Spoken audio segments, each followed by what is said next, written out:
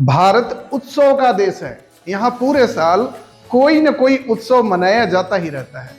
उन्हीं उत्सव में रक्षाबंधन एक ऐसा उत्सव होता है जिसमें बहनें अपनी भाइयों की लंबी उम्र की कामना करते हुए भाई की कलाई में एक पवित्र रक्षा सूत्र बांधती है और भाई अपने बहनों के मान सम्मान की रक्षा का संकल्प लेते हैं।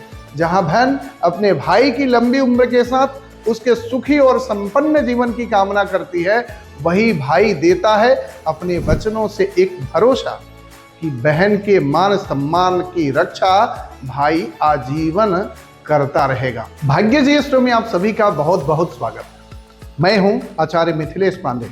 आज हम समझेंगे रक्षाबंधन का महत्व, इससे जुड़े कुछ कथानक, कुछ ज्योतिषीय महत्व और यह भी कि 2025 में रक्षाबंधन कब मनाया जाएगा। तो चलिए आगे बढ़ते हुए समझते हैं रक्षाबंधन वह भावनात्मक बंधन जिसे बहनें अपने भाइयों की कलाई पर बांधकर इस पवित्र रिश्ते को बनाए रखती हैं।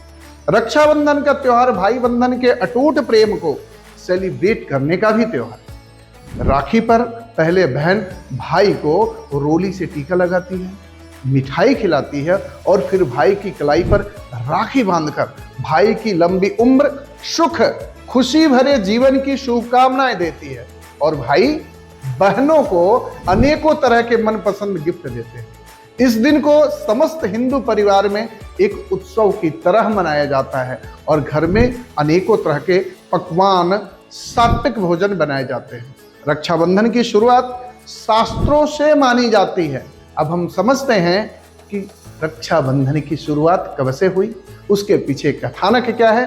तो जब भगवान विष्णु ने वामन का रूप धारण करके राजा बलि से 3 पग जमीन दान में मांगा और राजा बलि ने भगवान वामन को 3 पग जमीन का संकल्प दिया भी, तब भगवान ने 1 पग में पूरी धरती को माप दिया, दूसरे पग यानी कदम में पूरा आकाश को माप दिया।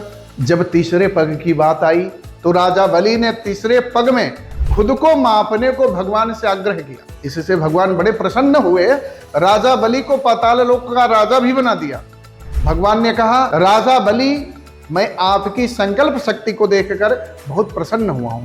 इसके बदले में आप मुझसे जो भी वरदान मांगना चाहते हो मांग सकते हो।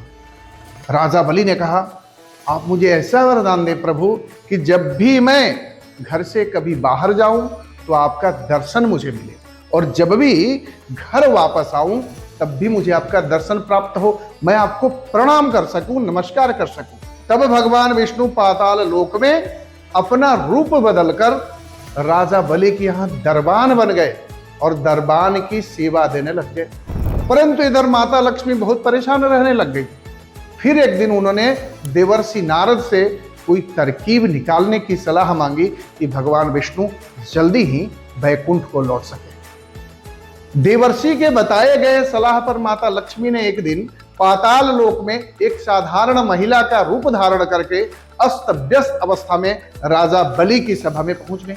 राजा बलि ने उस महिला की पीड़ा जाननी चाहिए। उस महिला ने बताया, हे राजन, मेरे पति कई महीनों से मेरे साथ नहीं रहते। जानकारी मिली है कि मेरे पति आपके यहाँ सेवादार की सेवा दे रहे हैं, तो आप उनको सेवा विमुक्त कीजिए और मुझे ससमान अपने पति के साथ वापस लौटने की इजाजत दीजिए। राजा ने अपने अनुचरों को आदेश दिया कि उस विशेष सेवादार को मेरे सभा में लाया जाए।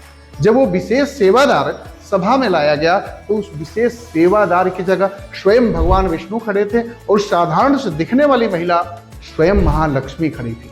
ये दोनों देख करके मुस्कुरा रहे थे। राजा बलि यह देख करके आश्चर्यचकित हो गए। उसी समय माता लक्ष्मी ने रक्षा सूत्र बलि के कलाई में बांधा और कहा कि मैं तुम्हारी नीति और नियम से बड़ी प्रसन्न हूं और मैं आज से तुम्हें अपनी भाई मानती हूं और मैं तुम्हारी आज से बहन हुई। उस दिन से रक्षाबंधन की प्रक्रिया की शुरुआत हुई, एक परंपरा बनी और उस दिन भी श्रावण मास की पूर्णिमा तिथि ही थी जब से रक्षाबंधन मनाने का एक परंपरा चल गया। भाग्यजी एस्ट्रो की तरफ से आप सभी को भाई बहन के इस पवित्र त्योहार की हार्दिक शुभकामनाएं और बधाई। आप हमेशा खुश रहें, तरक्की करें, ईश्वर का आशीर्वाद आपके जीवन में हमेशा बना रहे। इन्हीं शुभकामनाओं के साथ आप सभी को ओम नमः शिवाय।